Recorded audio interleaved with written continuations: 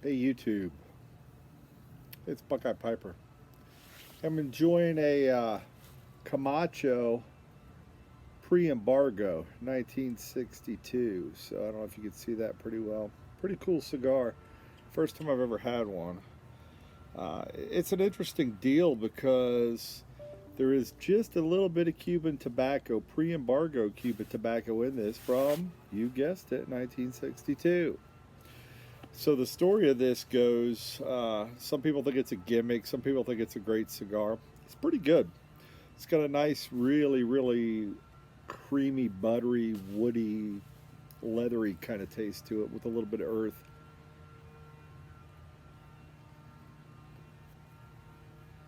I think it's good.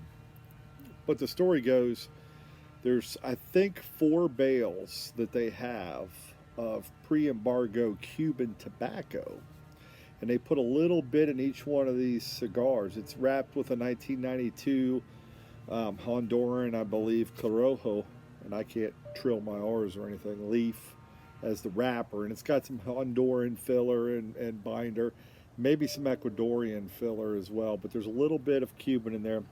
I wouldn't know the difference, but it's just a good cigar to me. It's a Toro 6x48, which is a nice shape. I usually like a Toro or a Robusto, somewhere in that 5 to 6 inch, 52 to 46 gauge is usually where I think a cigar tastes the best, in my opinion.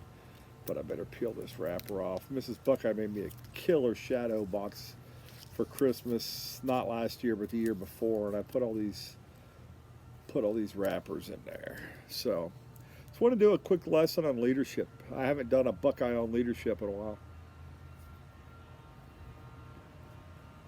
So this one's going to be about what not to do in leadership. I don't know if you've all seen what's going on at Amazon right now, but they've had a couple of walkouts at a couple distribution centers. One in New York, and I believe the other one was in Detroit. It all centers around one thing. Well, centers around a lot of things, but the root of it centers around one thing, and that's communication. So I'll let you do the research. You can find the videos on YouTube. But essentially, the complaints are the way they treat their workers, their employees, their associates, whatever you want to call them. And the root comes down always to communication and something I call closing the loop, making sure people stay up to date. So in the Detroit incident, it really turned out that they were promised they would have some PPE, some masks, and things of that nature. And they were promised this 2 or 3 weeks ago, and it never comes to fruition. So here they are working and being told it's coming, it's coming. And there's a lot of other stuff going on in the background. They're not cleaning like they should, and they're working people long hours, and just definitely, if you listen to the stories, probably more focused on the business than they are taking care of their people. And their people called them out on it, and rightfully so. Rightfully so. You have to take care of folks. And in this case in Detroit, it was certainly about, not for a minute do I believe that the leadership there made him a lie and made him a fake promise. I truly believe that they were going to get him the PPE, or still probably will. It's just not available right now. You can't even get it. Heck, the hospitals can't even get it. What they didn't do is close the loop. And closing the loop would tell their associates, hey, we know we talked about this. Here's what we're doing. In the meantime, here's what we're going to do. And oh, by the way, our expected date of getting this is this date. And if you have concerns, maybe talk to HR. We can work on getting you a leave, or we can take care of you in any other way. Instead of leaving people out there wondering what the hell's going on. You make them a promise and you tell them this is what we're going to do, and then you don't fulfill it. Just bad deal, folks. A bad deal, not just in leadership, but in life. Whether it's a marriage, whether it's at school. I mean, you name your venue, and it's just a bad deal to do people like that.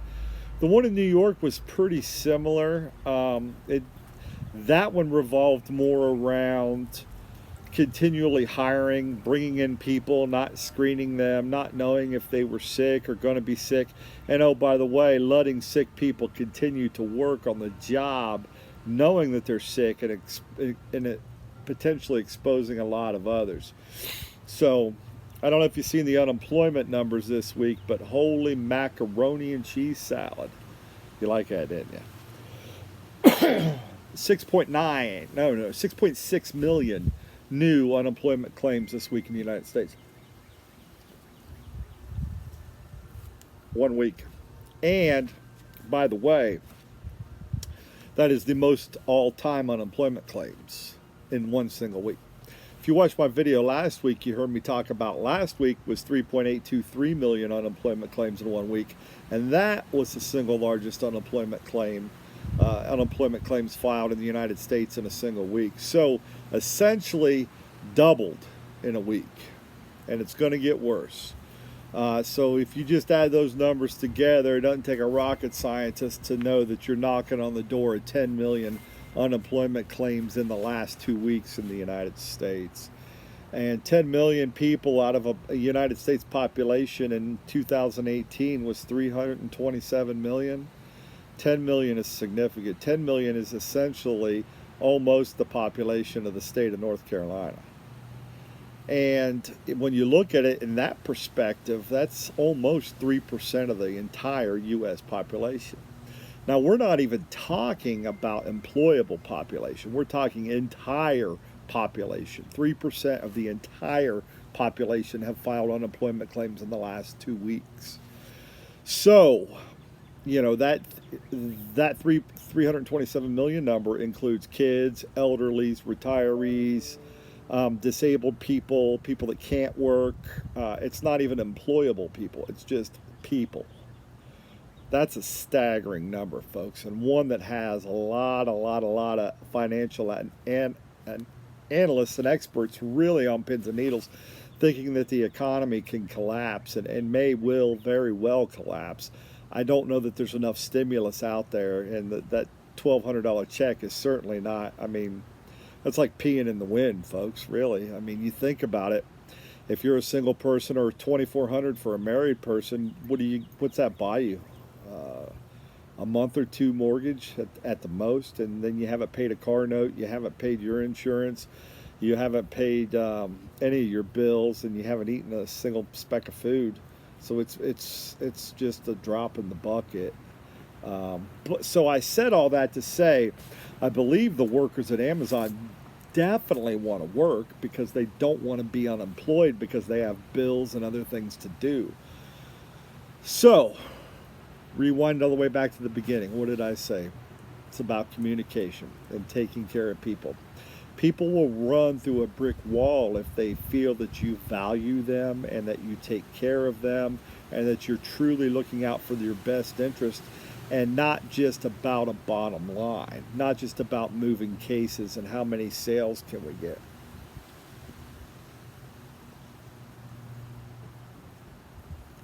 The Home Depot had a great saying. It was Bernie Marcus and can't remember the guy's name, owner of the Falcons, Arthur Blanc.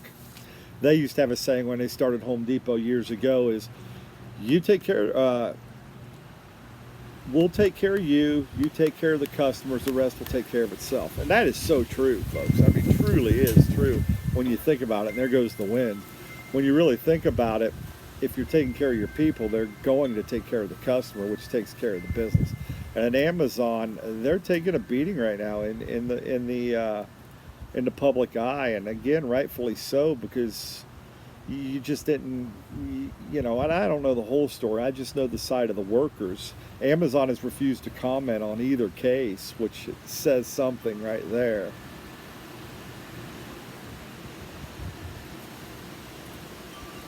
But if anything, what you could take away from that is you could learn and say, communication really, really, truly matters, and saying what you're going to do it. And if you can't do it, tell people. Tell them the holdup. People would understand. Like the young lady that was on from the Detroit walkout, she said, you know, we know that those masks and everything, the hospitals can't even get it. We know that, but nobody told us what's going on. So they had a group that walked out, and it's a big deal. I mean, it's truly a big deal. So there's a lesson there we can all learn. Well, again, whether you're you don't even have to be a manager or a leader to learn that lesson. Is, you know, communicate to people. You know, if you tell your significant other you're going to do something, then do it, or at least get back to them and say, hey, I couldn't get the gutters cleaned today because it was too windy and I didn't feel comfortable putting up the ladder, and you know, I didn't want to fall, and that's a valid reason.